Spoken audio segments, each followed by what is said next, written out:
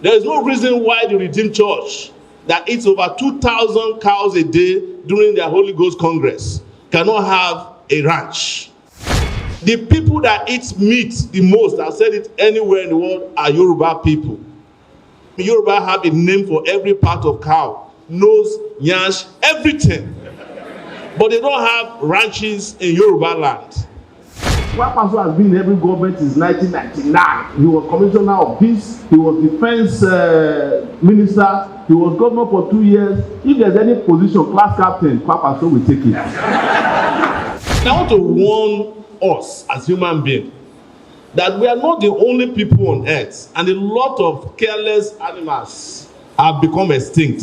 So nothing stops the environment one day, nothing stops the earth one day from wiping out humanity as we are, if we keep messing with the environment.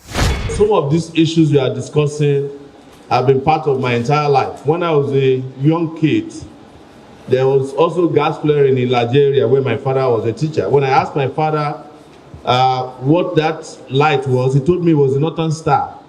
You know, I was when I grew up, some 25 years later, that Toronto Douglas, who is late now, told me about the fact that these are gas flares all over the Niger Delta region. I want to address the question from our professor about poverty. The interesting thing is that these presidential candidates we are seeing here today are some of the poorest, except Kwankwaso, of course.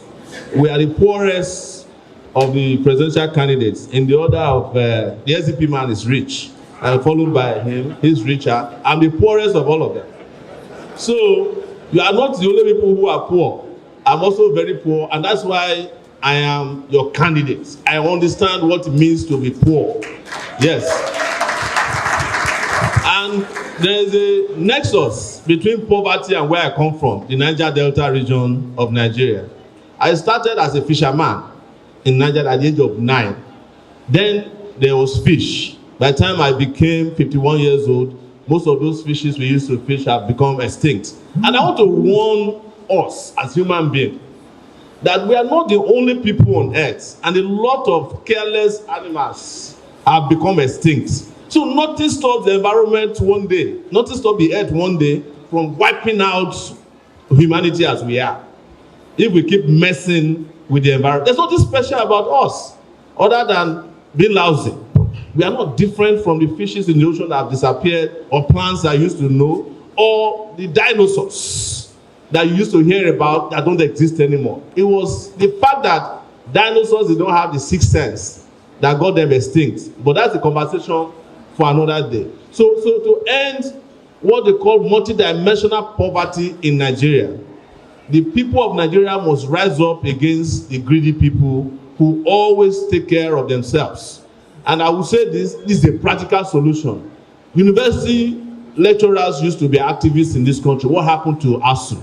ASU is not even organizing any town hall meeting in this election cycle. Whereas they are affected by the academic decisions that will be taken by people who don't care about them. So Nigeria has been feeding the greedy and ignored the needy. And that is what our government will restore, is to redistribute wealth in the country. And we'll do it with our full chest. There is no reason why one person, a governor, will have 200 policemen, army, civil defense guarding them, and the rest of us have no policemen. A friend of mine in this university had his 9-year-old son kidnapped. In a university environment, I've never heard it before, that kidnappers enter staff quarters of university to go and kidnap them. And nothing was done about it until maybe they were just kind enough after the DSS intervened by way of bribing them. That's what they call ransom. So not only are you poor, you are not safe. That's the truth. And in production of solar energy devices that one of our professors asked, Nigeria cannot produce anything until we have energy ourselves. So unfortunately, we have to get the energy from Europe first before we can transfer the technology that can help us to produce this. And one person asked about, is it only solar energy that is going to be energy transfer? No, solar is just one of the various mixes of energy sources. Somebody, I was talking about ranching the other time, I didn't get to it. Do you know that cow dung the shit from cow can be used to generate electricity? Most of you don't know. Do you know that corn can generate electricity? The waste in Lagos can generate the electricity that will take care of almost the entire southwest.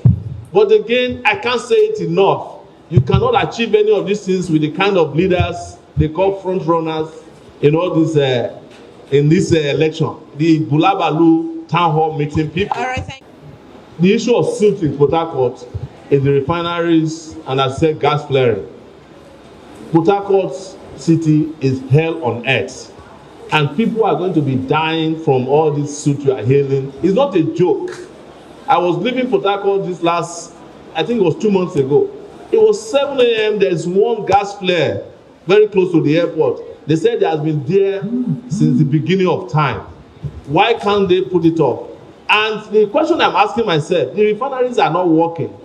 Where are you getting soot from? Is it possible that the Nigerian government is refining soot and pumping it into Port Harcourt? Because you can't doubt these government officials in Nigeria.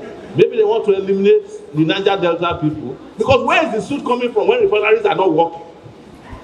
I don't get that part of it, and I want somebody to educate me. Party representative, please. Somebody was asking about it, but I want to answer that. We are going to form a government that is going to work for Nigeria. I guarantee you that there is no permanent party person in Nigeria. Nigeria is the only country where you can go to bed as SDP and wake up as APC. So, if the people that are going to be elected want to work for the Nigerian people, we will be one political party that is working in the interest of the people.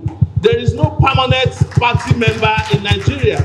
There should be one interest, and everybody who is elected into office to be in our National Assembly should work in the interest of the Nigerian people, not work in the interest of their political party. And most of these parties anyway don't have any ideology. We are the only ones who have it. Let them join us. You know, one of the biggest problems Nigeria faces is that each time we have a major problem, we set up a commission to tackle it. And then the commission becomes a problem itself. I am not going to be a president that sets up commission to discuss why the Chad Basin lost 90% of its water volume. It was a climate crisis that we didn't respond to. We are talking about flooding of Nigeria today from, is it Lado Dam in Cameroon?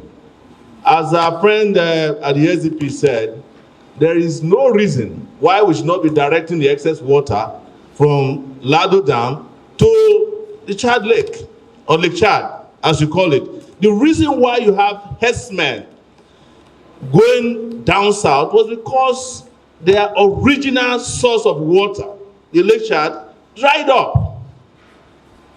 The Lake Chad is not supporting Nigeria alone, it's supporting about 4 countries.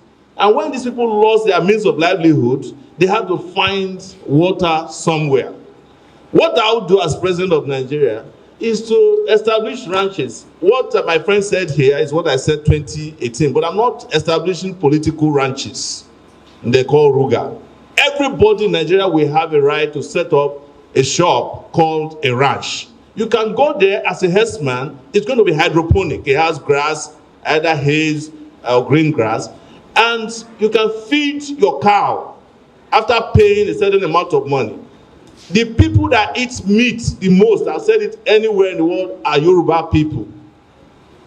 They eat every part of meat. Yoruba have a name for every part of cow. Nose, nyash, everything. But they don't have ranches in Yoruba land.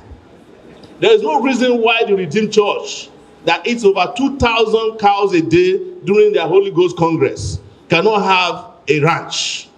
There's no reason why we cannot reopen the Obudu Ranch. Obudu Ranch used to be a ranch for cows, it's not a hotel.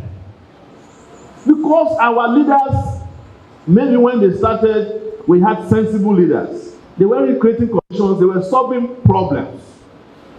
Our professor here, Akali, was talking about Kwankwaso. Kwankwaso has been in every government since 1999. He was commissioner of peace, he was defense minister, he was governor for 2 years. If there's any position, class captain, Kwankwaso will take it. But it is that same ambition that led to some of the highest number of out-of-school children in Kano.